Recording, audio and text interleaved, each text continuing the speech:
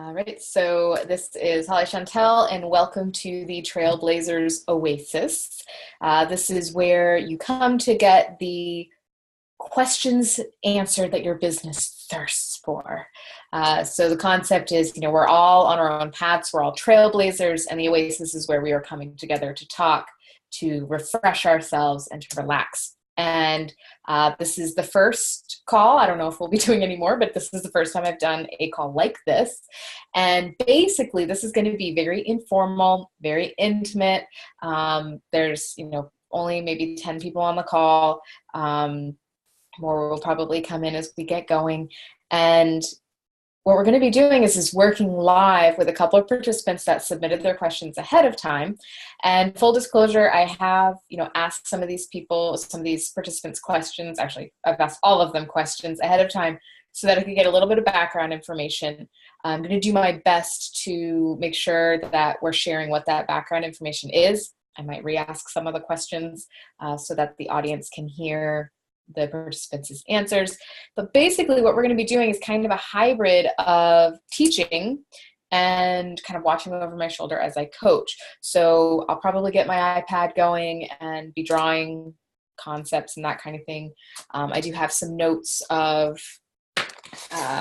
takeaways that I want all the people viewing to have as we're going through the different topics. I tried to pick kind of a broad spectrum of topics, so we're not doing kind of the same thing over and over again, but covering a lot of different areas and a lot of different teaching points so that each and every one of you should be able to take something and apply it to your business. So as I'm working one-on-one with our brave volunteers, I want you to also be answering my questions in your head, writing them down, taking notes, and seeing what you can apply right now in your business in relation to the topics that we're talking about.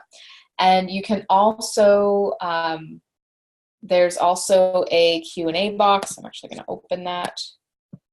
So there's a Q&A box if you want to ask questions as we're going along. That will kind of flash up on my screen a little bit more prominently than the chat. So you guys are also welcome to use the chat. Just so you know, the chat is automatically set, I think, to just be sent to me and whoever's the panelist versus everyone being able to see it. So if you want everyone to be able to see your messages, then please just set it to attendees, panelists and attendees. All right, so I think we have everyone here that needs to be here, as well as some wonderful live viewers. And so our first person that we're going to talk to is Lana. So Lana, I'm going to promote you to panelist. It'll just take a moment. You'll be in limbo for a second. Cool. And then Lana, can you actually unmute yourself and start your video? Okay, I can't start my video because you stopped it. Because I did what? It says you can't start your video because the host has stopped it. Okay. So you have control. Yeah, I don't see any. All right, technical difficulties right at the top. I can log out and log back in if you want me to. No, because it I have no idea why it wouldn't work because you're unmuted. Do you want me to just log back in? No, it won't make a difference. Okay. Let me just check one thing and then we'll get going. I just want to see if in Zoom I set it so that you couldn't have a video. I don't know why. Pretty sure that's not a default. That's not something I would have set. It'll just take me 2 seconds and then we'll just dive in without video.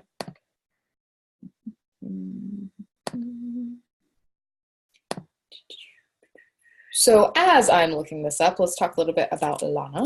So Lana, full disclosure, I have worked with Lana before. We worked about a year ago on bringing together her brand. Video for panelist is off. Weird. Now the question is, if I change this, will it fix itself?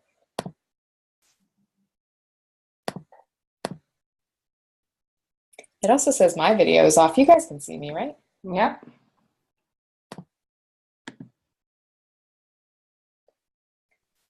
All right, so I just made the change. I don't know if it is retroactive or not. But oh, maybe I can.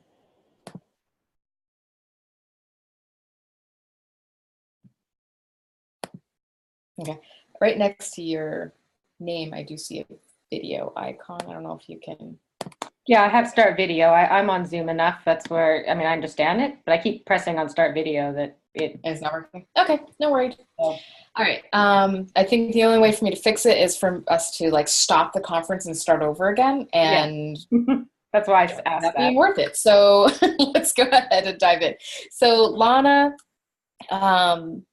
her question that she asked is, how do I describe the promise of what I do, and what is the niche that I'm truly serving? I've been told that I can't serve everyone, but many people fit the services I want to offer. And I feel like this is a really common problem for coaches and really any entrepreneurs, that you do have so many skills and magic that you can work on a lot of different people. And what I find funny about this question from Lana is that you do have a very defined niche. And one of my follow-up questions was, okay, well, how, like, has that changed? So Lana, can you tell us who your target audience is right now? So this is where it comes in. So my target audience is, I have it as entrepreneurial trauma survivors, as the short term of it. And the idea, the trauma survivors, this is where it can grow big as I start to go out there and survey people, or just ask people who's all been through this kind of stuff, right, and survived something big in the world, that they've made it through.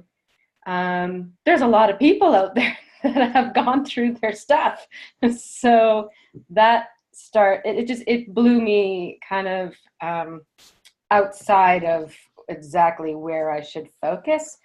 And the other thing is, I changed my brand name to Unique Potential. So that is vague to people as well, on exactly what I'm focusing on. So that's kind of where my tough spot goes. So when I'm like, imagine me, I'm sitting in a room and asking how many people know somebody or have been through a trauma, and everybody puts up their hand and they're all entrepreneurs. And I'm like, oh, okay. So sometimes I'm not sure where to stop all that. Okay, so that does give clarity. So just, I just want to hone in on one thing. So you're still helping them create businesses, right? Yes. Okay, perfect. Okay, so nothing's really changed. I think this is really not a question of what is your niche or what is your message, because Lana already has her message, and we'll talk about what that is. I think it's more so an understanding piece of what to do with it. Like, how do I really use it? How do I really convey it so that people understand the value that you have to offer? So first, I do want to answer the question of the niche, just for everyone, on how I look at a target audience and why Lana's target audience is already perfect. Even though there is like such a big group, it is such a huge group of people. I don't want anyone to feel like they have to narrow down so far so that they're talking to a small group of people. So you guys can all see my screen, right? Mm-hmm. You can see my iPad? Okay. So the big question, the big word that I want you to take away here is, let me get a fat, okay, subculture. So Seth Godin talks about tribes, which I believe has become like this big buzzword. Everyone wants a tribe. Everyone's looking to attract their tribe. And what I've realized, and Lana is like the perfect example of this, is that you found your tribe, aka you found your target audience, when you have found a subculture of people that share a particular problem, they share a particular way of looking at things, particular language. So in Lana's example, who she's working with are people that have had some kind of debilitating illness. They've experienced some kind of traumatic event in their life where everything stopped. Like there was a period in life where everything stopped and they had no idea what to do. They had to overcome really difficult obstacles that, you know, no one should ever have to go through, but it's a part of life. And these people that have this shared experience are a subculture. They have experienced something that the general population has not, and they have a way of looking at the world that's different than most people walking around on the streets and you know, and most people in regular jobs, that kind of thing. So the indicator of someone being an ideal client for Lana is that they've been through this life-changing experience and they can't go back to life as it used to be because they have fundamentally changed because of the experience. This is a subculture. Another example of a subculture would be, I work with a lot of spiritual entrepreneurs, so people that are spiritually awakened. They use a different language. They talk about topics that, you know, the general population just would not understand. Another subculture is Harry Potter. So Harry Potter is a subculture. We speak a certain language. We talk about muggles. We talk about, use like the names like, what's the word? Like Wingardium Leviosa. Like anyone who's read Harry Potter knows what that means. It's a subculture. So we often look at subcultures as like pop culture. We need to start looking at subcultures as within your audience. What is the subculture that you're catering to? Because when you can do that, then the language that you're using doesn't have to be so broad spectrum that everyone understands it. Only your subculture needs to understand it. And I feel like that's a probably one of the biggest, like one of the most common things that happen when someone comes out with a piece of marketing, a headline, something, and they put it out on Facebook and they're like, what do you think of this? You'll get people that are like, I don't understand what it means. That doesn't really appeal to me. And you have to understand that if you're speaking to a subculture, are those people in that subculture? Should they understand what it means? Because that's not always the case. And it doesn't make you wrong if not everyone understands it. So for you, Lana, one of your big questions was that you just were talking about was the unique potential. People don't understand what that means. They're not going to understand what it means until you explain it to them. So you don't need to change the name of your program. You don't need to change the name of your brand. You just need to put it into context so that people know what that means. And this is where your subculture comes in, because the unique potential is that something that has changed in their life, the strength that they found within themselves, or the increased awareness that they found, or the skill that they developed because of the trauma. Right. And so so that's the unique potential. When you put it into context, people that are in this subculture are going to kind of see themselves in a new light. They're going to see the power that they have. And that's your ultimate goal, right? Mm-hmm. Exactly. So your stuff doesn't need to change. We just need to give you opportunities to put it into context. And that's what your marketing is for. Which is so in your marketing, say that again? That's the part where I struggle, because, you know, it's how to find that subculture is a tough, it seems tough, and then it seems like everybody can participate. And so that's where I'm just keep going down this road trying to find, just so when you say you're trying to find the subculture, are you talking about like, where do you market yourself? So yeah, they see you? exactly. Okay. So as you said, I think you said something about, like, if you're in a room and you say, how many of you experience trauma, like everyone's hands go up and they're all entrepreneurs. Yeah, well, that's just I was in that room, yes, of entrepreneurs. And then I asked about if they've gone through some traumatic experience, and everybody had put up their hand. And I was like, oh, okay. So it kind of threw off my speech. So you will find that everyone has experienced some kind of trauma.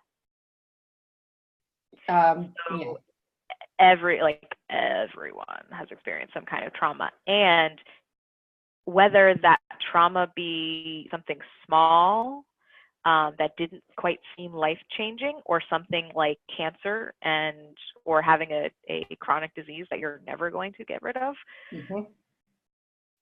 everyone still uncovers that unique potential within themselves, right?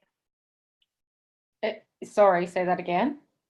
That trauma still creates some kind of unique potential within them, right? It does, yes, for sure. So in that way, your audience is kind of everyone.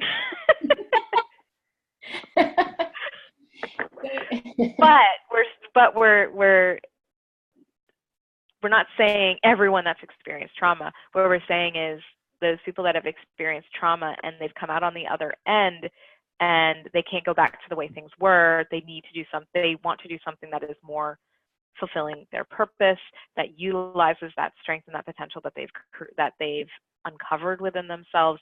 So that language is specific enough that the people that you're meant to work with will recognize themselves.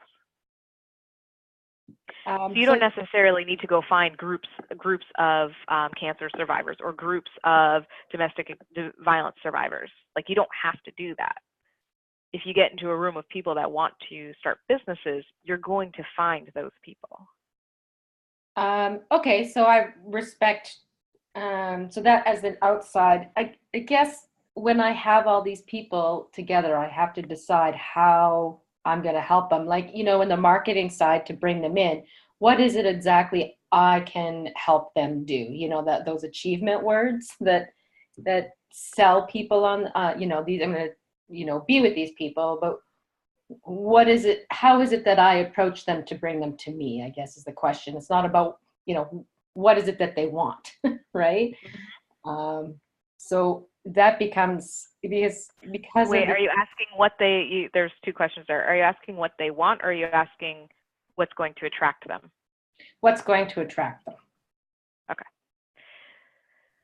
So what's going to attract them is telling that story. So trauma. So talking about trauma, talking about unique potential. So telling that story, talking about that will attract those people.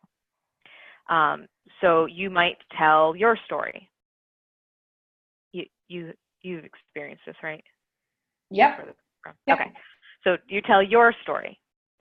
And you could do that in a lot of different ways. You can do that in interviews. You can do that in telesummits. You can do that in Facebook Lives.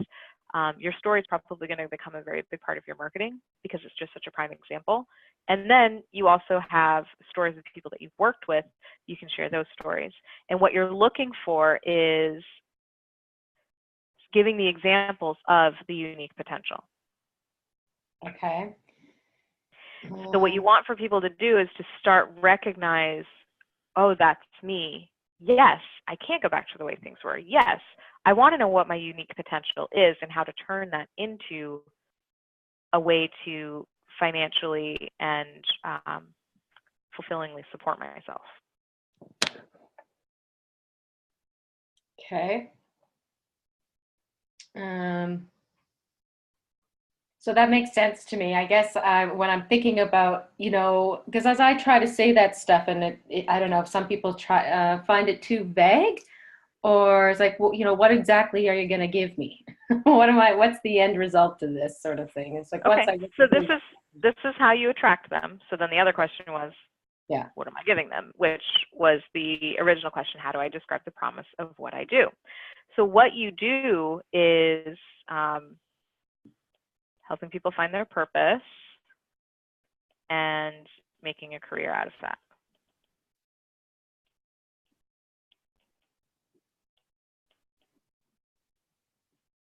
Okay. Which is what I do. So their purpose and their potential, and then turn their unique potential, not their potential. It's a different context. So I help you find your purpose and the unique potential, which is how you deliver that. And then we build a business around that. It's actually not unlike what I do, which is so in branding and the branding game stuff, we find your promise and we find your uniqueness. And the promise is what you do for clients, and your uniqueness is how you do it. Mm-hmm. So this is the what is your purpose, and then your unique potential is how you do it. Right. And then you're building the career, the business around it, and I'm helping people build their brand around it. Okay. Just steal my stuff. Can I? That's one of my biggest. See what you can adapt to you. That's one of my biggest fears out there. Is I don't like copying.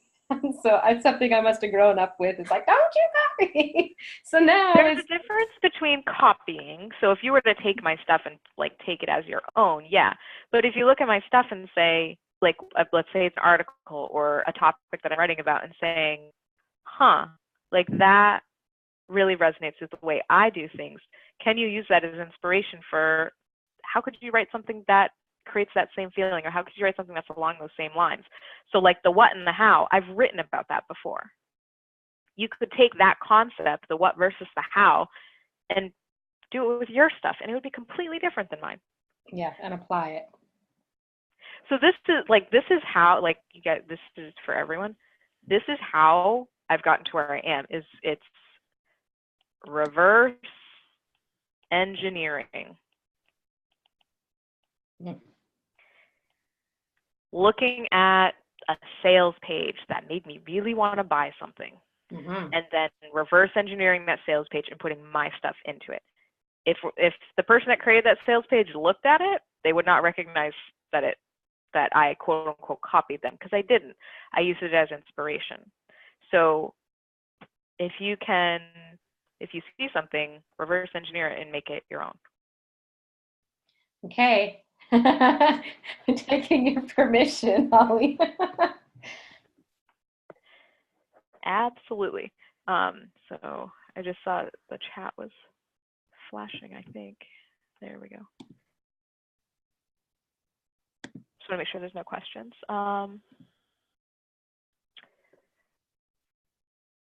Okay, Eliza said that the quality got worse. Yeah, so I switched to my headset for some reason. It was coming through my computer. I didn't think that would make it worse. Let me just make sure that my sound settings are correct. I could be mine as well. I have to just change my location a bit here. I'll just pick my computer up. As long as everyone can hear me, I'm not going to worry about it. Okay. So does this help you, Lana? Give you direction? Yes, it does. Perfect. It does. I love the subculture. That creates a lot, and to have your Facebook groups is a big thing right now, and so that's going to be a lot of how I'm going to pull that subculture in, right, and to name it correctly and all that kind of stuff. So that's very useful. So this little don't copy, reverse engineer, everyone, that's a tweetable. Hashtag Trailblazers Oasis. Thank you. Quote me on that one. I like it. All right. So awesome. So did everyone find that helpful? And thank you, Lana, for being the first volunteer, and for answering all of those questions. Thank you. All right. So I'm going to. Sorry, Lana, I had to demote you to a attendee. Everyone that is listening, tell me what is one thing that you took away from listening to Lana.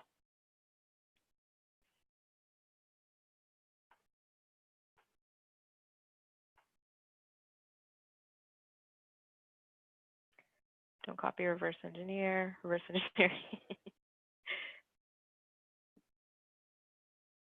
Awesome. All right, so Sarah is next, and instead of promoting you to panelist, since your video is not going to work anyway, I'm just going to unmute you. Okay. Cool. All right. You can hear me okay? Yep, I can hear you just fine. Can everyone hear Sarah? Awesome. Okay. So let me just bring up Sarah's question.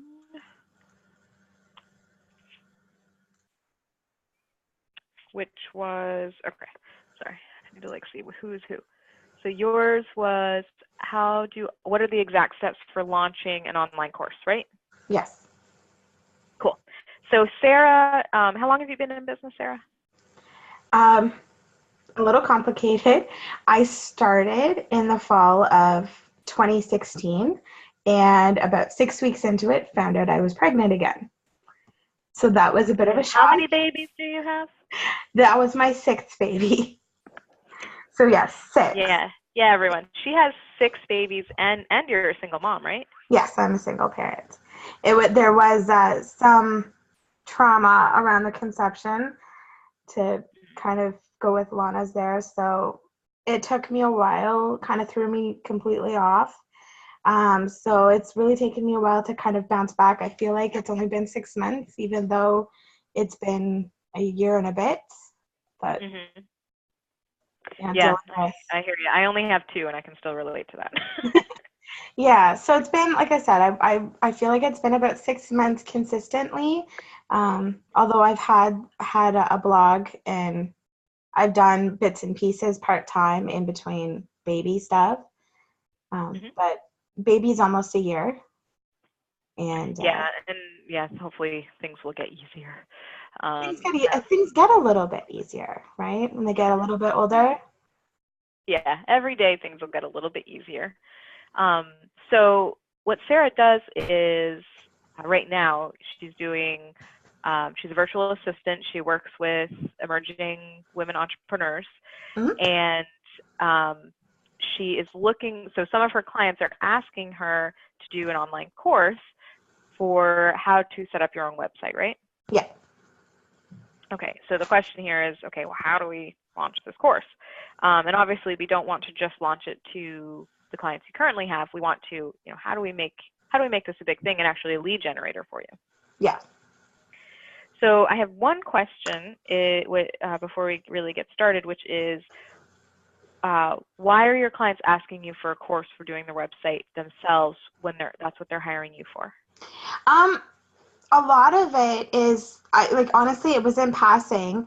It was, I can do this for you. And she was like, I really wish I could do this myself. Would you be willing to teach me? And I'm like, I really don't have time to sit down and teach you. That takes you more, that takes us both more time.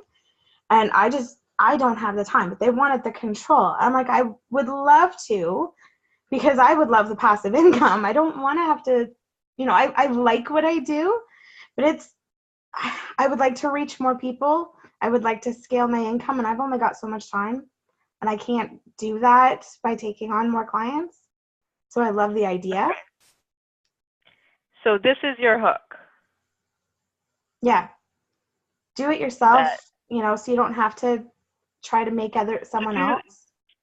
Do it yourself. I wouldn't actually use those words, because they have kind of a negative connotation. So many people are preaching against do it yourself. Really? Yeah, because it's considered cheap, not professional, blah, blah, blah, blah, blah. So I would say, you work with women entrepreneurs that want to control their website. They don't want to have to depend on someone else to make the changes. Yeah. They also, there's that, and then there's that customization, right? It can be really hard to translate your idea to someone else when you've got a picture in your head of what you want it to look like. It can be really tricky sometimes for me to be able to get that. And so sometimes I find that I'm redoing to try to get closer to what they're looking for, and that causes some frustration for both of us, right? If they can just get the technical side of things, then they can make it look the way they want it to. Okay. So we're kind of getting a little off of where I was planning on heading here, but these are bullets for your sales page. So the hook, which is the problem that you're solving, is that these women entrepreneurs want control of their website. Some other like points to make would be the customization. You know, you have a vision, you want to be able to get what you want, being able to communicate and translate that is difficult. And here's something I have found from the other side, because I did websites for like 7 or 8 years. We don't do them anymore, by the way. But I did websites for 7 or 8 years, and some of the people, what I found, or some of my clients, what I found is we create this gorgeous custom website for them, and they would come back to me and say, like, I can't make changes. And I'm like, well, it's custom. Like, yeah, it doesn't work like the themes you exactly. We created this. So they're actually giving themselves less wiggle room, which is fine at certain stages of your business. Yeah. So when you're established and you're not, you know, constantly testing and changing things. Exactly. Yeah. That's fine. In the beginning stages of your business, which your clients are, they need to have that control. Yes. Yeah, they need to be able to make those changes. Their business is going to be evolving at a very fast pace in their first 2 years. Exactly. And they need to be able to update the content. So use all of that in your copy to sell the program. That's just a side note. So how do we launch an online course? So one of the first challenges you're going to have is that there are a lot of courses that teach this. You're going to have a lot of competition, which is not a bad thing. Competition just means that there's an actual market for it. Exactly. How I would solve that would be 2 things. And these are both part of your brand. So first, I would suggest choosing a niche. I know that's going to feel very limiting. But I have no problem getting right down to a very specific audience. Okay. So if we were to makes the marketing customize, piece a whole lot easier, because I am so not a marketer. yeah. And when you specialize in a particular type of business, then you can really tailor everything to that type of business, like what types of strategies they would be using versus a different. It'll just make everything easier. So have you thought about who that would be? Well, I know they're female because for personal reasons, I really don't like working with men. Again, nothing against men. It's just, it makes me very, very uncomfortable. So you don't need to qualify that. That's fine. There's no reason why you shouldn't just work with women. I'm telling you that because I don't want you to feel like you have to qualify that every time you say you work with women entrepreneurs, because that there's nothing wrong with that. Okay. I've had a couple of guys approach me to work with me, and I'm like, I'm sorry, I don't work with men. So that's fine. Just say that's so how you would say that, like, don't apologize for it. Just say, you know, I really specialize in working with women. I don't think I'm the best fit for you. Let's try to find someone that can do what you need. You know, you don't even have to explain this, like, why, because it makes you uncomfortable. You're just not a fit for them, or they're not a fit for you, and that's okay. So own it. Own that. Not everyone's going to be a fit for you. We don't need to explain why. We don't need to apologize for it. It just is. Yeah. Okay. And I really, really like working with people who have the idea. They just don't have the technical skills to put the idea online. Okay. So we're talking about the problems they have. When I'm saying niche, we need to choose like an industry. So are we talking to lawyers? Probably not. I don't think they'd be building their own website. Are we talking to coaches? Maybe. Are we talking to spiritual entrepreneurs? Maybe. Are we talking to bloggers? Maybe. Yeah.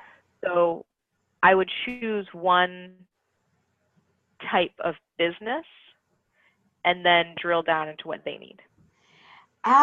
If I go back to the clients that I tend to attract more, they tend to be coaches. Okay. Because they tend to be they tend to be coaches because they're usually coming with experience in their chosen industry. For example, one coach that I work with has been a nutritionist and a yoga instructor for years and years and years, and was transitioning her business online.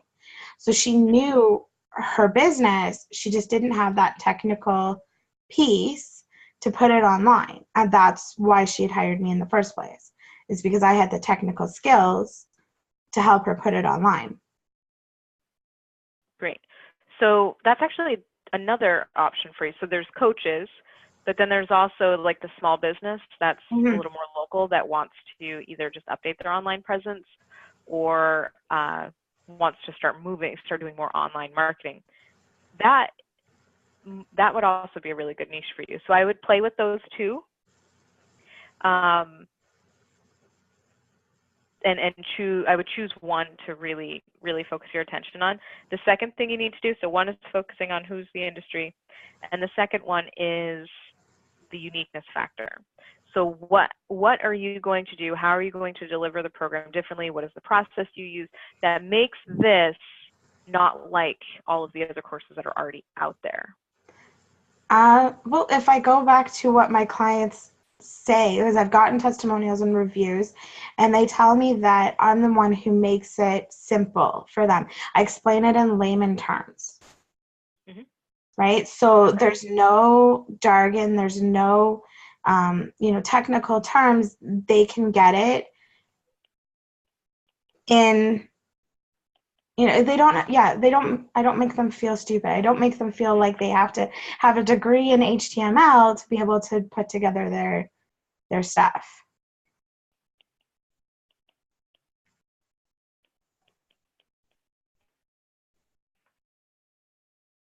Good.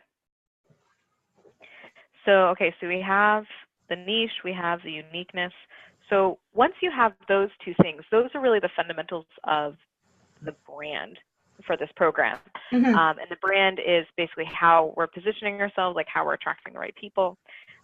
So the actual path that I would take for this program, I wouldn't create it until you sold it. Okay. And what you might do is, depending on how many people are already asking for this right now, you might do a beta group. And a beta group is not free. I would not do free groups for this kind of thing because there's a lot of work involved, and if someone doesn't have skin in the game, they're not going to do it. You'd be surprised how many people buy my courses and still don't do them. Blows my mind. They never even log in. They just give me money. And so with a beta group, that's extra. Like it's extra important that we get people to participate, that we get them to see the value. So I would probably do a beta group. Basically how you do that, you pick a date, you invite people personally, you talk to them, tell them what the course is going to be, you outline the course so that you can tell them what they're going to be doing, what the outcome is going to be, and sign them up that way, and then actually run the course. That's how you create the course, is as you're going, you create like each week as you're going. The reason why I do it this way is, one, because if you create it first, you're going to get stuck in the perfection cycle and never finish it. So how much do I need to actually have created before I run the course? Like, do I just have to have a bare bones outline? Yeah, you just need to know what you're going to be doing. The way I do it is I map out the system. Like, so what is the process that we're going to be teaching? So basically my own checklist that I've already created for myself? Yes, and break it down by week. Okay. So this week we're going to focus on this. This week we're going to focus on this. That's for you to know how long the course is, to be able to explain what it is you're going to be doing. And then that becomes your plan for each week as you're creating it. Okay. And this also puts you under it. So I was saying, like, the reason why I do this is so you don't get stuck in perfection zone, and because it gives you a time constraint, so you do this in a short amount of time versus taking months and months to play with it. And the other thing is that as you're going, you start with a plan for what you're going to do, but you might find that either they don't need certain things that you were planning on covering, or they're asking questions that you hadn't thought of before. So you can kind of adapt the course as you're going for what these people actually need. And so that's why this is a beta group, because you're testing. It's usually at a lower price point than you're planning on charging, or sometimes it doesn't even need to be. Sometimes it can be the exact same price point because you're going to be giving them more attention to make sure that they get everything they need. So that's totally up to you. Okay. So I usually do one beta group, and then I do like 2 test runs. So we do a beta group, and then I launch the course and run it again live to a new group, and then let that run evergreen. So the second group, you're really just tweaking what you already have and just re-recording it. But it just lets you kind of clean up some of the messiness that probably happened when you did the first group. Okay. Now, I need a sales page, obviously, for this. Nope. Not for the beta. Okay. If you're inviting people personally, you don't need anything. You just need to talk to them. You can send emails. Okay. Because all you're trying to do is get them on the phone, and that way, it just shortens the timeline in order to get out there. Yeah. I'm going to share with you, well, with everyone, how I would set up the actual. This is kind of a separate business for you. Like we have your done for you services, and this can kind of be its own thing. Yeah. Take on like eventually I don't want to be doing the services at all unless I really choose to. I would rather focus on creating stuff like this because I really want my time back. Yeah. So, and with the kids and everything, like this is definitely a good path for you. So with everyone, when they're starting out, everyone wants to start with groups and start with the courses, and they really need to start with a done for you one-on-one, which you're already there. Yeah, exactly. So now we need to start creating leverage. So I'm going to give you kind of like the outline for how I would create this into something that's ongoing. Okay. Market it. But I wanted to give you like that beta group first because you don't have to do all of this. Yeah, no, I can totally do. I totally see how that makes sense because you're able to figure out exactly what's needed right away. Yeah. All right. So we're going to have basically 2 funnels. And these are the 2 funnels that every single person needs. The first funnel is your website funnel. Okay. And we're going to call this the slow and steady. The slow and steady is something that is always running. People are always coming into it. It's where they're getting nurtured. It's basically building your list. So we're building your list and we're building a need for the program. Not everyone's going to buy it right away. So that's why we do the nurture and then you promote it to them periodically. So to do that, we need your opt-in offer. This needs to speak to the needs of the program. So like a checklist of your steps without really a whole lot of explanation as to what they are, but the checklist? Yeah, that could be. What I like to do is once you know what the topics are that you're covering, so let's say you've mapped out your program. What is like the coolest part of the process? So for example, one of the coolest parts of the process when I was doing website design was creating a mood board. And you could take that and do that in your process too.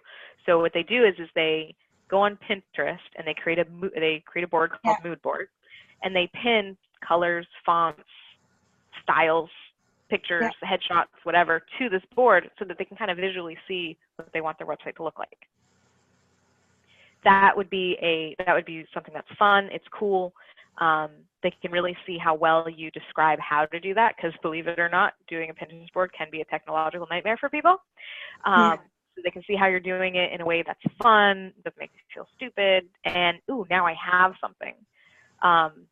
So we want the opt-in offer to attract people that want what you're selling. So if they're looking for a mood board, then they're looking to create a website. Okay. So we have an opt-in offer and then a follow-up sequence. Yeah. Which is like 3 to 5 emails. In this follow-up sequence, what we want to do is start indoctrinating them into the way you do things. So we're going to talk about common problems that your niche has when it comes to websites. We're going to talk about why they should be, they want to and should be in control of their website. We're going to be talking about how easy you make things. So client story of where someone's actually saying you make things so easy. I feel like I can understand it. I can do this. Yeah. And you don't make me feel stupid, like those kinds of things. So we're basically those messaging pieces that we were talking about here are in your follow-up sequence. So when I was talking to Lana, you know, her unique potential, and you put that into context. This is how we're putting your concepts into context. Yeah. So we have your follow-up sequence, and then we have your sales page. So the follow-up sequence should be driving people to the sales page. The sales page is always on the website for people that, you know, just show up and are checking you out, and so they're aware of the program, whether or not they buy it right then. Yeah. So this is funnel 1. It's just 3 parts. And then funnel 2 is the injection funnel. And this one's my favorite. So website funnel comes first because it's like just always there. And then the injection funnel is some kind of, we're going to call it your signature talk.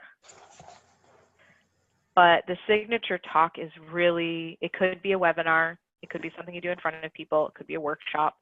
But it's basically the trajectory that it's taking could be done as an interview. It could basically take a lot of different forms. So it's kind of like I don't know if you guys have ever seen my cookie cutter conundrum webinar, where I'm, you know, laying out my process, or laying out, you know, how branding solves all these problems, and as well as my process. So you're gonna have some kind of signature talk, which you can market to. You could do it on Facebook Live. You could do it to JV partners. You could do it at local speaking venues, that kind of thing. So we got the sales funnel, or the signature talk, which also leads into a follow-up sequence, which leads to your sales page. So the sales pages are the same. The follow-up sequences are different, because obviously the follow-up sequence is going to relate to the talk, where this one relates to the opt-in offer. So once you have this, then you have 2 ways of marketing yourself. So you're going to have the slow and steady marketing, which is your blog, social media, like all the stuff you're already doing. Mm-hmm. And then the injection is kind of like, it's a little bit faster. So you might set up, what I do is I set up 1 webinar a month with a different JV. It's very easy to do. You know, I need 12 a year. And that just keeps a steady stream of leads coming in. It builds my list consistently. And you know, you're getting people into the program every month. And if you need extra money, like Biba needs to go to really expensive preschool, you run an extra webinar that month and sell some extra. So this is how I would go about creating building a business around an e-course.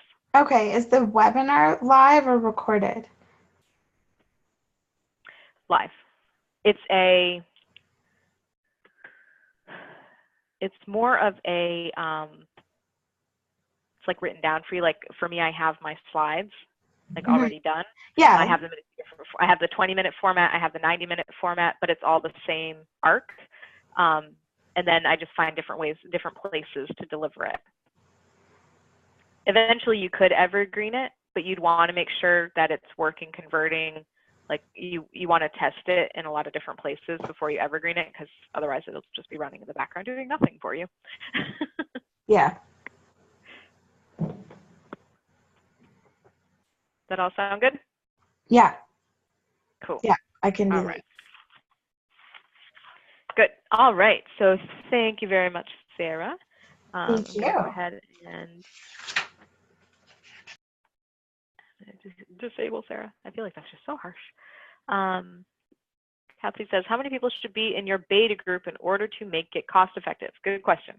It depends on the cost of what you're charging. And really, I don't look at it so much as like time for money cost effective, but more so how many people do I need to have in this group to make it effective? So you might need 3 people, you might need 10 people. Right now, the focus of the beta group is more so for you to create the content, to have accountability to do it, to have the eyeballs on it, to make sure that everything you're doing is, everything you're putting out there is being understood and used the way you intend it. So for you, the value is really that you're creating it, not necessarily that you're making money from it. Because the alternative, what most people do is to create the course before they're even have people, so they're getting paid $0 to create it. It's taking them a lot longer, and you don't actually know how the information is going to land because you're not actually doing it for people. So I hope that answers that question, Kathy. All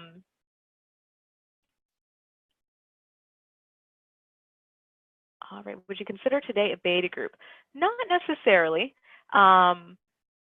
So this isn't quite a beta group. This is more, this is more of a demonstration. This is a demonstration of what it is like to work with Holly Chantal. Obviously, we're doing things very quickly and not as thoroughly as I would do on one-on-one, but this is kind of like our branding game calls. The first group that I did with the branding game was a beta group, and I charged full price, though I will be raising the prices in a month, so I guess I wasn't quote-unquote full price because I wasn't sure what to charge for it yet because I hadn't taken anyone through it to see what kind of results they really got.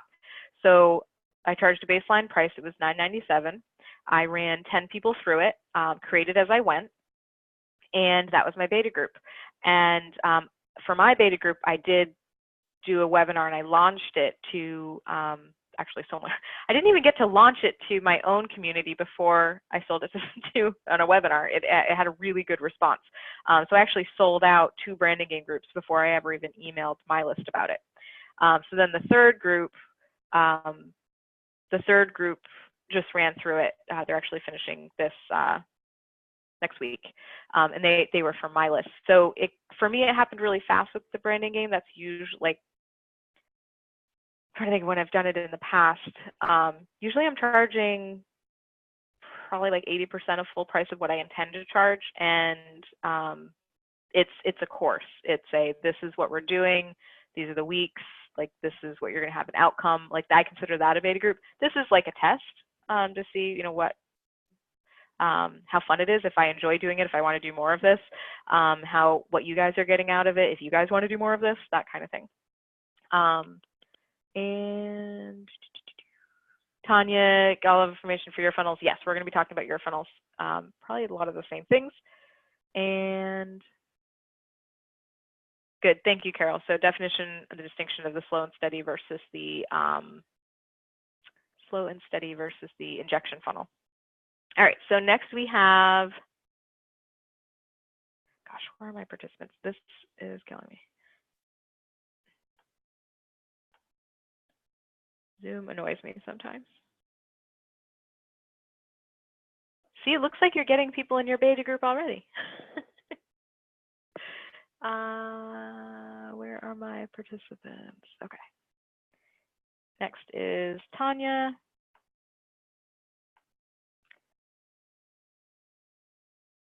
All right, so Tanya, yep, all right, so you were unmuted. How are you? I'm good, how are you? This is great. I'm enjoying this. Yes, and yes, Sarah, go ahead and put your email in. Let people email you, go for it. Yeah, so Tanya works with indie filmmakers, which I think is really cool. And I actually have some friends that are indie filmmakers, so I might give them your information. Okay. And she has a really strong offline following, or social, we'll say offline as in not from her online marketing, but she does do social media. She's out there networking. People know her from word of mouth, which I consider offline. So when I define offline versus online, just for everyone, is we have a lot of coaches, consultants, trainers that their business looks like it's online, but they're running mostly on referrals and word of mouth. And yes, their business is online, but they're not getting clients from their website. When you're getting clients directly from your website, like I just came across you on Google and now I'm hiring you, then you have a truly online business. And that, I believe, is what Tanya wants to create, right? Yes, I have. Now that you put it that way, I definitely don't have an online business. I mean, I thought I did, but you just cleared that up for me. And I'm perfect for that because, yeah, all my stuff is word of mouth, being in the media, and social media. No one's ever bought anything from my site. Yeah, and there's nothing wrong with that. I just want to put that out. Oh, no, no. Yeah, I know that. I'm not worried about that. You have a virtual business, which is good. Yes. And we want to bring it totally online. So Yes. her question that we were answering on this call was, how do I bring my offline business online? So getting less, we want to keep our word of mouth, but we want to get more new people. So here's what's funny about Tanya is that when she asked me, how do I get this business online? Then she emailed me and said, well, I have a podcast coming out. I'm running a membership. And if I send an email to my list, I get a bunch of discovery calls. And I'm like, okay, what do you need help with, my dear? Because those are all the things that I would say to do. So tell me, where do you feel you're struggling the most? I think I'm struggling the most in not being able to people who know me, my warm audience, I'm cool. I'm totally fine with that. But I want to reach a larger audience, a more mainstream audience. And that has been my challenge, is not necessarily having the messaging and not having the platform or the process or the systems or the automation to reach them. I've never done Facebook ads before. I barely do any emailing. My list is about 8,000. I think I've emailed them 7 months ago, maybe. I really just do everything through social media and, just being live. I run one of the largest Black film festivals in the world. And we have about 10,000 people that come every year. We're in our 15th year now. So that's what I mean about, I'm very much a live person. I travel all over the world speaking at film festivals and things like that. And so, and then also having something, and that's why I was going to bring back my podcast and the membership site. So I have something to grab people online, because Hollywood is offline. There's not much. That's why I don't have a lot of competition. People don't do Hollywood online. And that's what I'm attempting to do. Okay. This is really exciting because you are like a natural marketer. I'm assuming you're an extrovert. You're like one of those lucky extrovert people that, like talking to people. Well, I'm an introvert actually, but. Are you really? Then you're like. Yeah, I've come across, I've done the test and everything, but everyone thinks I'm an extrovert. And that's just because I get out there and I sell myself. Yeah. Okay. That is awesome. So you were like this truly gifted woman, which why this is exciting is because all we need to do is give you the methods or the message and the platform and how you're going to do this, and you're going to have no problem because you're a natural at this. So you mentioned actually all the things I had written down that we needed to work on: the platform, the message, the signature system, which is good because you're, like I said, you're natural. You're already on the right track here. So how I would approach even launching your membership and maybe a course or whatnot is we need to get really clear on the audience and the offer. And while indie filmmakers is a very specific audience, actually, this is a good opportunity to do a little lesson for everyone. So there are 3 levels of a target audience. So we have the audience itself. So that's like indie filmmakers. Then we have the ideal client. So the ideal client is they, this isn't just a concept or an idea. They are actually actively wanting to create films. Maybe they already are creating films. Like there's certain indicators, I'm sure, that tells you, okay, this is someone I want to work with versus, okay, this person is not, stay away. Right. That's the ideal client. Within the ideal client, there's avatars. Mm-hmm. This, when you're creating a product or a program, we need to know the avatar. So for you, there's actually two avatars. You have so I got these from Tanya's website, just reading the language on it. I don't know if Tanya actually knows this or not. Well, I'm glad you're saying this, because now I'm going to find out if my stuff is saying what I want it to say. So struggling to, what was your success? Was that the little tagline, struggling to success? I don't know which tagline you're talking about. I made up a tagline. You Okay. mentioned these words. So they're struggling to successful, and then there was dream to screen. These are two different avatars within your audience. So, and you can tell me if I'm right or wrong here.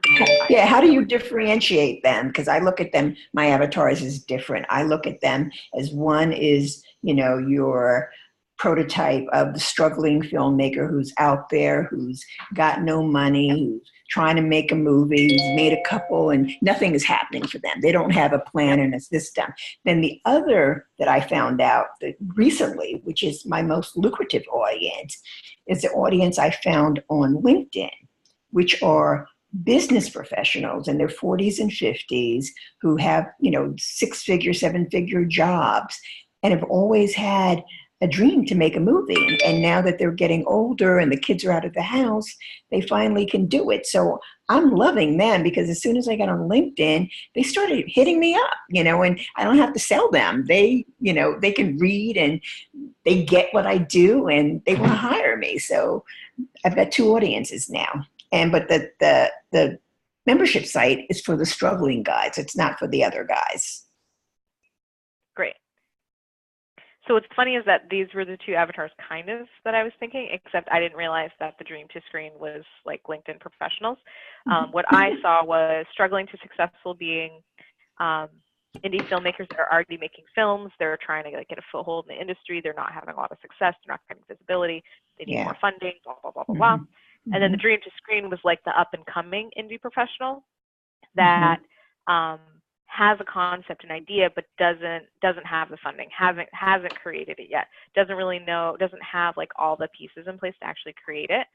So that would be one avatar for this. But the dream to screen is the same as the struggling to successful. I'm seeing struggling to successful as someone that's already doing it. So, okay, then maybe there's two here, or maybe there's another one. Another one is they have a film. I don't know if you teach this. They have a film, but it doesn't, no traction. It's kind of like they're... See, all of those are struggling to me. All of them are struggling. Okay. They're just different versions of struggling, but they all have the same problems. Either they have a film that they've made, or they're trying to make a film. But any way you look at it, they don't have access, they don't have opportunities, they're not making deals, and they have no money, to put into their film. So yes, they're all struggling. This is probably not the good word for it.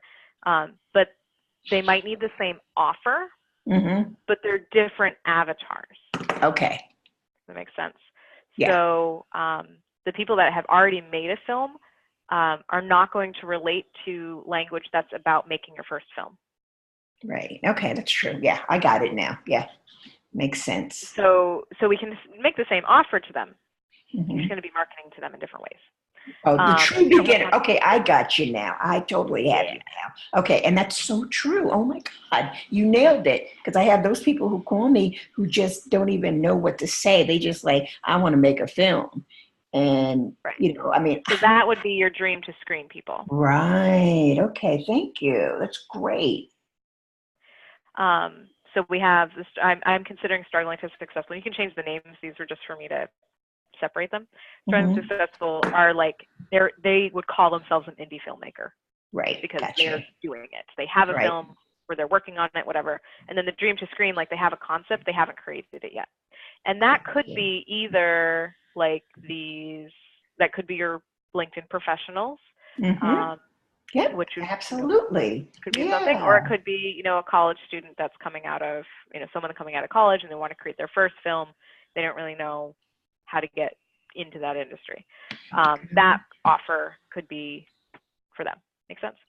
Oh, you are genius. Thank you. You know what? I can't believe this. This is like blowing my mind away because I never looked at it this way, and this is exactly what it is. Perfect. So now this is who your membership is for. And now I'm assuming, because you know who it, like, you're understanding probably more about how you would market it now. Mm-hmm. Yeah. Oh, so yeah. My gosh. You cleared so much up for me. Yes. Wow. So step one is to get clear on the target audience, the avatars, so we know what the avatars and the offer. So we have a membership, and then this is probably some kind of course or coaching that you haven't created yet, but will. For the dream to screen people. See, those are the people that I don't necessarily want to work with. I mean, those are the people that I want in the academy, but they don't even have enough to get them in the academy. They don't have enough understanding. So they would have to get like a quick start program and then join the academy. Maybe that would make sense. Yeah, that's what I was thinking. A quick start, a book. Okay, gotcha. Yeah, my book's coming out in the fall. Perfect. If you're looking at like LinkedIn professionals, like they're really successful, probably men that want to create a movie, they're probably not going to want to do a course, but they would read a book. Yeah. And then you move those people into your membership. Okay. So once we have the avatar of the offer, then we need the system. Right. So your system takes your avatar from point A, so where they are now, and then point B is whatever the outcome is. So struggling, successful. So, and I know. Oh, I say struggling to soaring. That's what soaring. Okay, yes. I knew it wasn't successful. Right. I knew it wasn't something so like cliche as that, because you're. But I couldn't figure out what it was. All right, so soaring.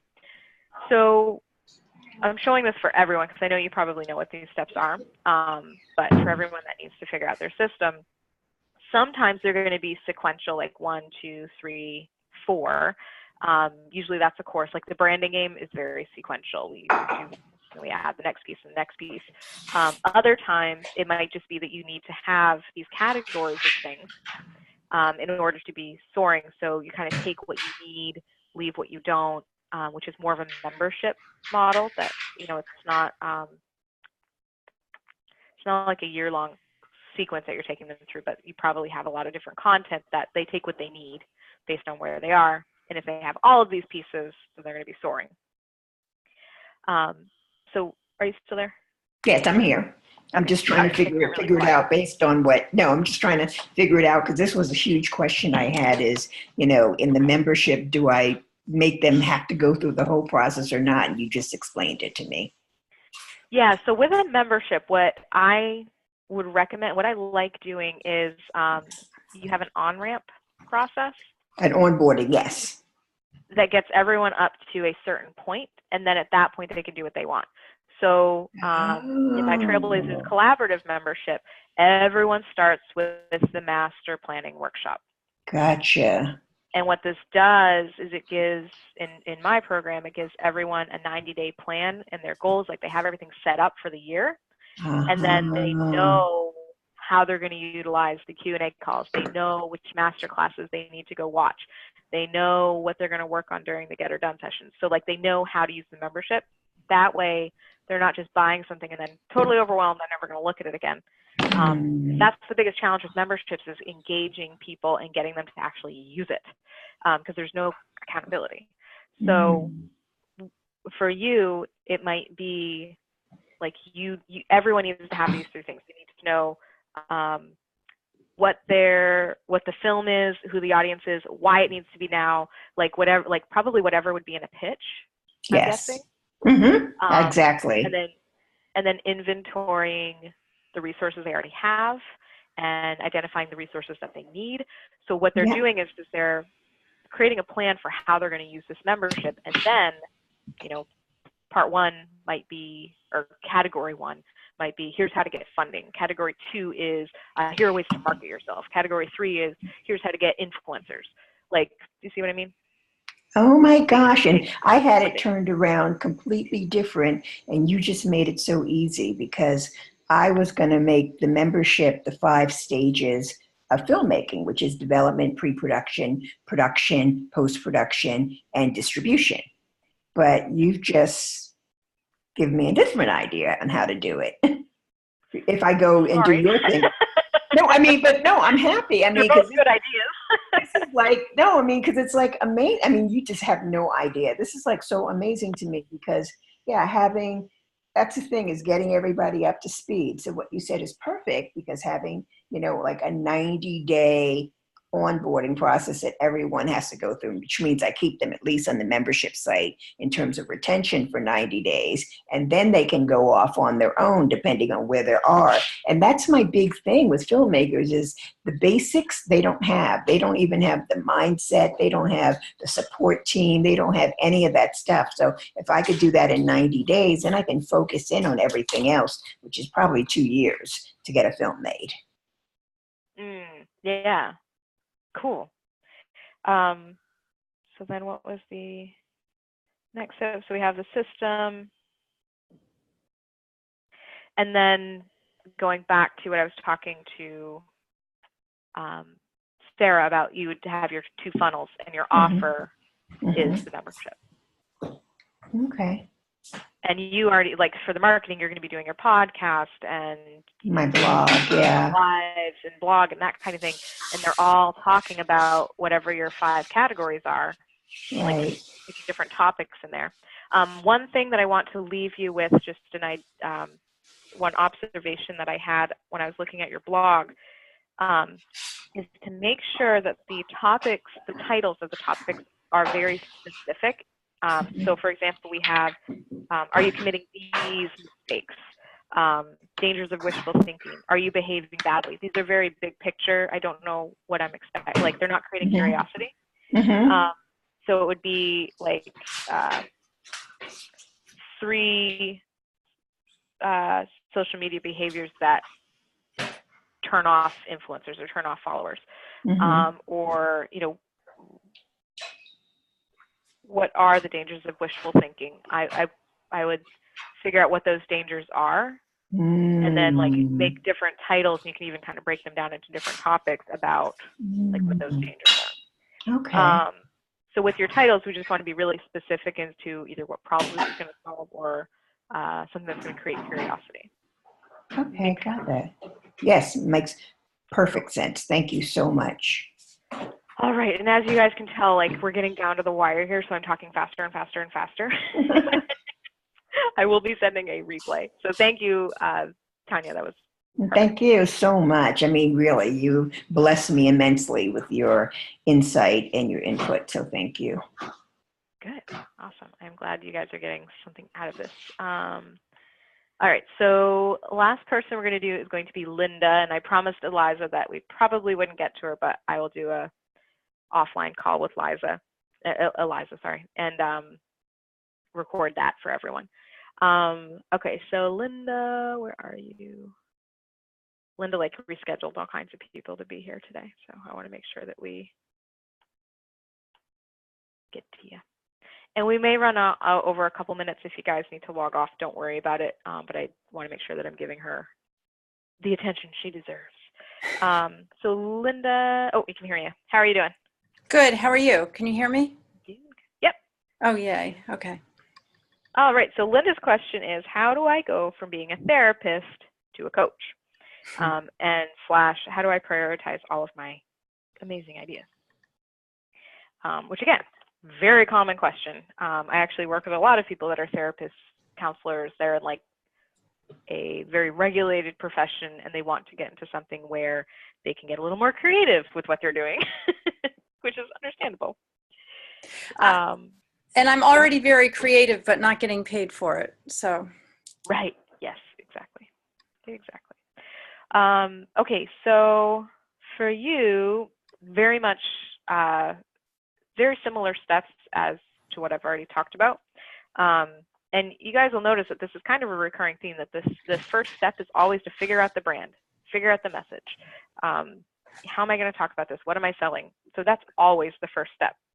So for you, she wants to be she's a life coach, but she's focusing on law of attraction. It sounds like you're also doing some EFT, emotional freedom technique, and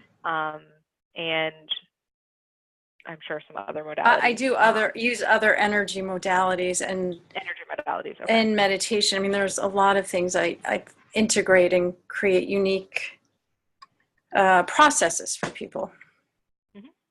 So one of the challenges that Linda was running into is that with therapy, it's a very inclusive language when you're talking about your audience. And she's concerned that if she narrowed her audience, that it would be too exclusive, which, again, very common concern. So what I want to clarify here is that you're allowed to work with anyone, and this goes, everyone that's listening, this is a message for you. When we're talking about target audience, you are allowed to work with anyone that is referred to you, that comes across your website and says, do you serve me? If you feel like you're a good fit for them and they're a good fit for you, there is no saying you can't work with anyone. The purpose of choosing a target audience is to attract a certain type of person. And Linda, when she's answering my questions about, I don't remember which question it was, but she was talking about who she wants to work with, or she mentioned something, which is so funny because I read it and I wrote it down, but then I couldn't find it when I went back to the email to get the exact words. But it was something along the lines of people that have done therapy and they're done talking, and they want to intentionally create the life they want. That was the important part, that they want to start intentionally creating the life they want instead of working through their problems in therapy. Does that make sense? Is that right? No. Go ahead, tell me what it is. Well, kind of. That's what I need help with. I have been gifted with an ability to work with anybody and translate spiritual and energetic information in a very user-friendly way. So I don't know how to target people. That's what in my mind, I don't have this criteria of what people have to have accomplished or what they need to be like, or that's what I've really struggled with in terms of target audience. But what I did write and what I noticed is that my ideal clients have done some therapy, or they're very insightful, they're very motivated, they're very spiritually oriented, and very much focused on serving. They're usually in helping professions themselves, or they're just much more socially aware and really want to contribute to solving some bigger problems than just their own personal ones. And usually they're creative. So, but I don't know how to market to those qualities. I mean, that's what I've noticed in terms of the qualities and characteristics of people I work with that I really love to work with and seem to really utilize my help the most effectively. Okay. So these are all qualities of an ideal client. Okay. And remember, we had the target. So we have the ideal client. And I call these like the green flags of the ideal client. Okay. So someone comes to you and they're spiritually minded, they're motivated, they're very, self-reflective and insightful. They want to solve big problems, like yes. Versus someone that comes in and they don't want to own anything, and they're just kind of in that victim mindset, blah blah blah blah blah. That's not an ideal client. Those are red flags. Those are like stay away. So these are the green flags. So what we need is your target market And then from there, we'll also get the avatar. And just so you guys know, just to clarify here, the avatar is a per offer basis, not your entire brand. Your entire brand stops at ideal client. So target market ideal client is like the umbrella. And then offer 1 is for this person, offer 2 is for that person. The avatar could be different stages on their journey, could be just focusing on very specific problems, that kind of thing. So target audience, you said you don't have any parameters for who that is. Well, I really have, need, but sorry. You have them? No, I have not had parameters, but now I'm ready to have some. Yeah, so that's what I was going to say is we just need to Sorry. And, which sounds really simple, but it's like so not simple. And what I'm going to invite you to do is we're going to create some parameters, and you can see how they feel. You're going to try them on, and if they don't fit, I want you to ask yourself what feels like it would fit better. I want you to write these down because you're not going to do this right now. Okay. This will be like probably a few days to a few weeks. Ask yourself when you start to feel like, oh, this doesn't feel right. Ask yourself, what doesn't feel right? What would feel better? And who would fit that energetic feeling? And start working toward attracting that audience and go through the same process. When you're starting out and you're very unsure of who your target audience is, you're going to go through what I call, it's the experimental stage of branding. I don't know if you guys have seen, we have like the different levels of brand. Experimental is first. This is where you're figuring out what the heck you actually do and who serves. Once you figure that out, it'll feel like it clicked. Yes, this is it. I have it. Like the heavens open up and angels start singing, and then you're in the primordial phase, which means like you're actually getting a lot of clients, and your business is growing, and it's growing so fast, but it's still morphing and changing. So this is the biggest hurdle you're probably ever going to face as a business owner. So it's good and bad news. Once we have this figured out, you're going to be good. With coaching, yes, we could probably do that a little faster. Without coaching, it's probably going to be about a year to 18 months going through different audiences, but you might do it faster than that. Where you are already a therapist, what I'm kind of feeling like intuitively a good direction for you would be the target audience would be people that have actually the ideal clients qualities that you wrote might not fit this, but this is what I'd written down before, was people that have suffered from anxiety, depression. Basically, that's what they've been seeing therapists for, and they've overcome that or are on like the other side of it, and they want to create happiness. Like get in the driver's seat of creating a better life without anxiety and depression. That would just fit with what you've been doing so far, unless that's not the focus that your therapy practice has had. I just know that's a very common thing that people come in for. So if you found that this works, great. If not, then think about who are the clients that you've worked the best with in your therapy practice, like what problems were they coming to you for, and consider working with people that have gone through whatever that is. Right. And then, but the intention being that we're going to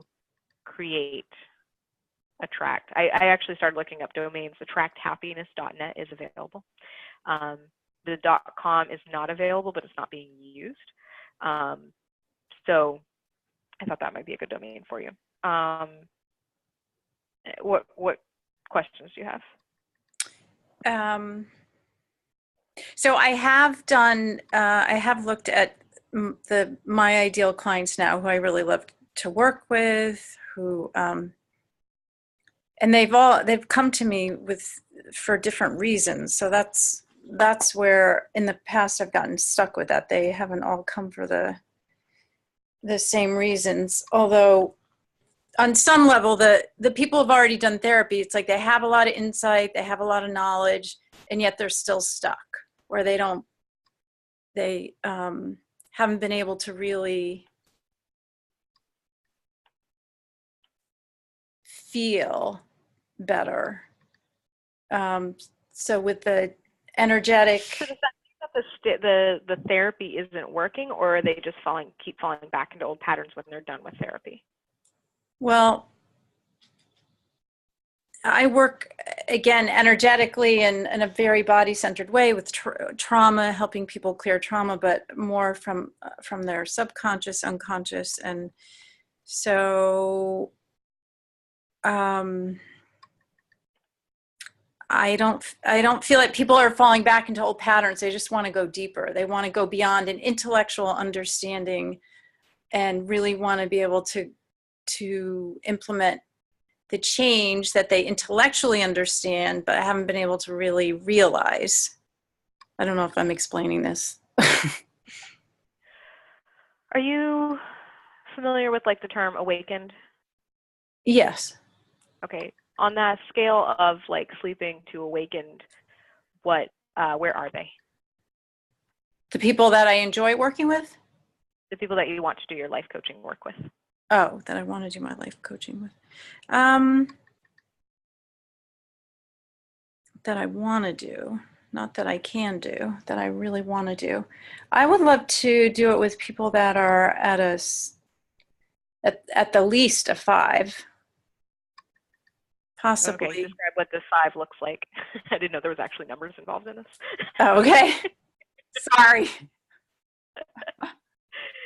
So where are they? Like, Where are they starting to like? Do they recognize themselves as awakened? Are they kind of just starting to get no, the they recognize that. They recognize, there's a kind of a spiritual element to life, that there's a connectedness, that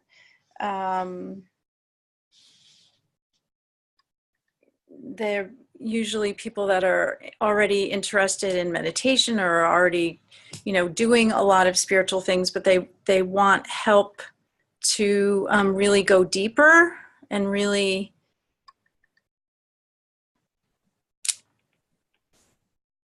practice more deeply, more regularly, more fully.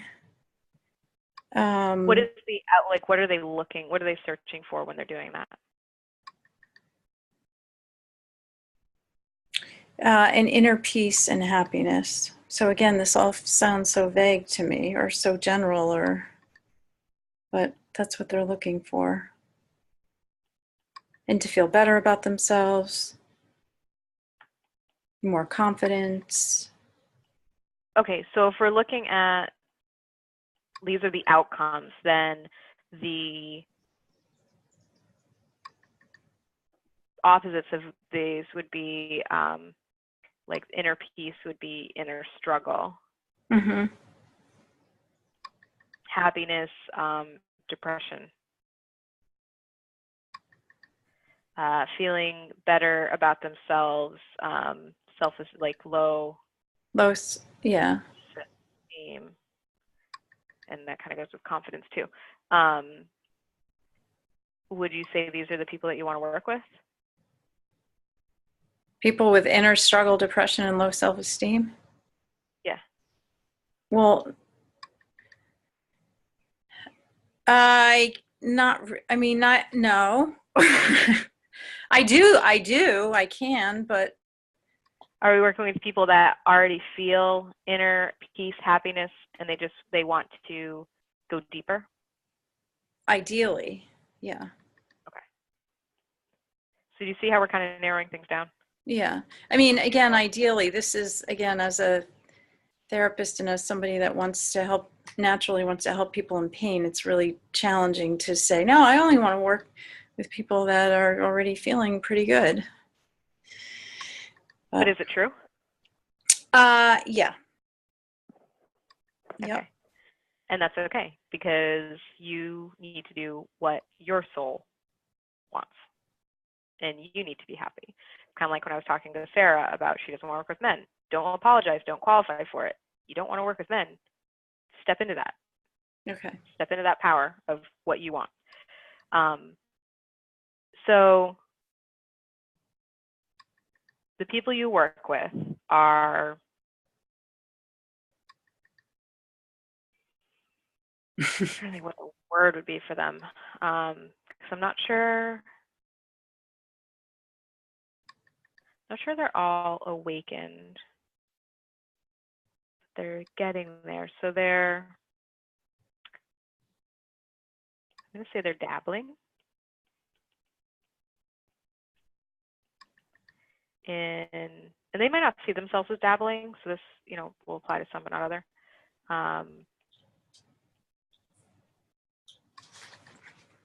They're beginning to feel connected. I realize it's 2:30. If people need to jump off, I won't be offended. No hard feelings. I'll send you the recording. So they want to feel connected. And what you're helping them do is deepening Yeah. their practice. And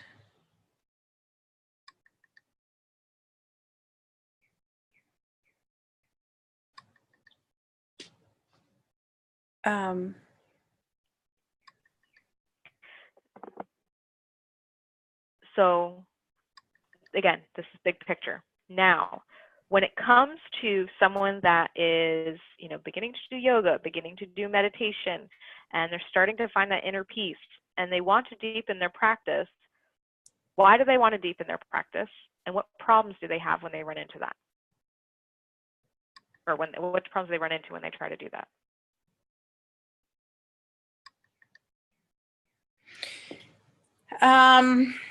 Well, the one person I have right now with law of attraction, she intellectually knew all this information, but she didn't know how to apply it to really get the results she wanted. So what that looked like, is that literally what she said? I know all of this, but I can't apply it? No, said she knew about law of attraction, but she literally said she wanted some coaching to help her use it to create what she wanted and to make decisions and to be more positive. She wanted to use it to be more positive. That's what she was really wanting help with. Okay. And I am, embody, because I also am training, doing a training in body yoga. So embody is a perfect word for me. And this is a bit challenging. I have a client waiting for me right now, and I don't want to keep her waiting. And I really want to finish this with you because it's very helpful. So we can wrap up. So your audience are those that are ready to embody the energetic principles, or universal laws, we'll say. So they know the universal laws. Logically, things make sense, but they want to truly integrate them into their lives, right, and embody them. Right. That is what you do. Right. Exactly. And that's how you could describe it. I work with people that are enjoying reading about the universal laws. They're starting to learn them. They're making sense. And I help them deepen their practice and embody those laws in every aspect of their life. So that would be your little elevator pitch. Okay, wait a minute.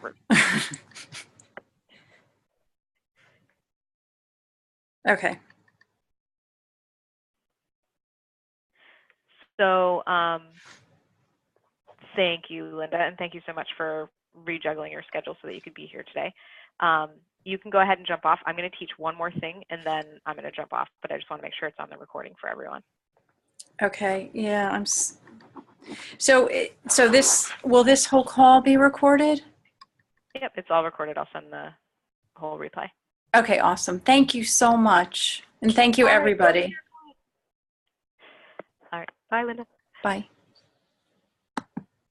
All right. So the reason why I want to teach one last thing, even though I know we're going so over, you guys can use this in the recording, is because choosing between two audiences is super, super difficult. So I want to give you just this little journaling exercise that I do with people in the branding game.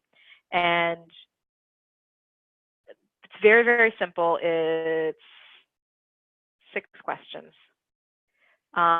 So first you want to identify what audiences are you trying to decide between. So make a list. Ideally, that list should be 2, but if you have more, that's fine.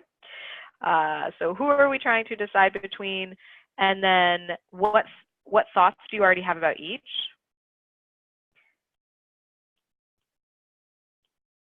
This might tell you a lot of information about, how do you feel about these? What are my hesitations? What do I love? So write down everything about each of these audiences, because as you're kind of letting the information flow, you're really speaking to your intuition, and you will start to feel energetically shifting between those audiences. You'll start to feel like what feels better. And at this point, we want to get let's get it all out there. So the pros, the cons, the opportunities, the concerns, get it all out on paper. And then after you've written this down, you're going to take a deep breath and kind of center yourself a little bit. And energetically, which audience is calling to you? So which one, as you were writing, kind of started standing out as where your energy was leaning or where your body was leaning? Not logically, but which one do you feel more in your heart? Don't overthink this because it doesn't matter.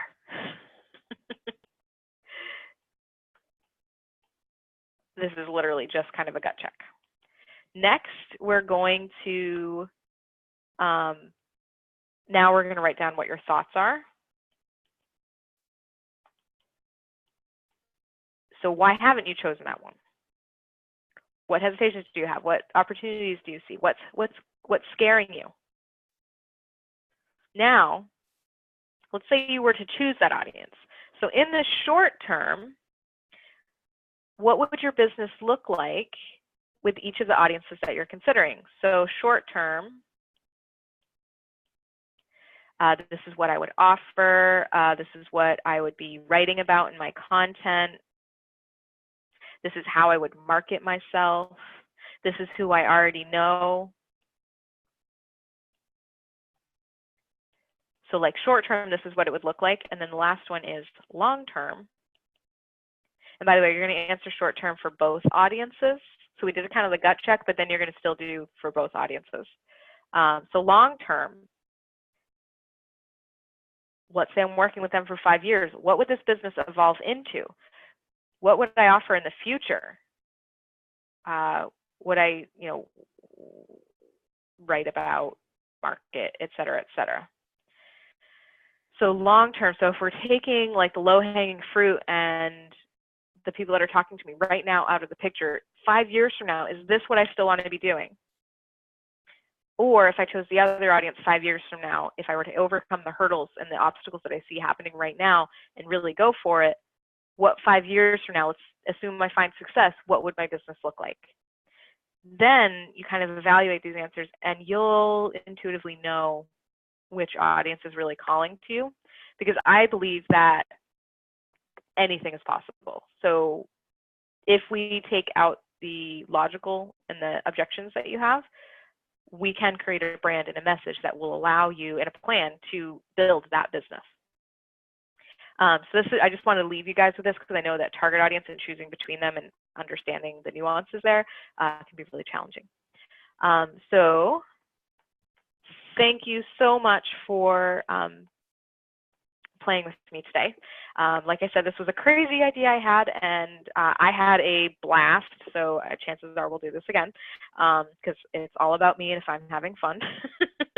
And I think you guys had fun too. I'd love if you could tell me what one thing that you took away from today. I'd love to hear it. And I will send you the recording probably sometime tonight, because I'm about to go pick up my boys at daycare. And I should be able to get online tonight and send you the replay. So I hope you all have a fantastic rest of your day. If you have any questions about today, shoot me an email. I didn't mention, I told you I wasn't going to pitch, but I might mention my programs. I've talked about the branding game a lot today. I just want you guys to know that it's $9.97 to figure out your brand. That's not unattainable. We can do a lot of this stuff together, it's a 6-week program. It's $9.97. And I would love if you guys are interested in, figuring out your target market, figuring out what your offer is, figuring out what your signature system is. Talk to me. Let's see if that might be a good fit for you. Because everything we talked about today, they're all things that I can help you with, and that are really common problems that are holding you back for literally no reason. We get these obstacles out of the way and you guys can start flying. So I hope you all have an awesome rest of your day, and I will talk to you on the flip side. Bye, everyone.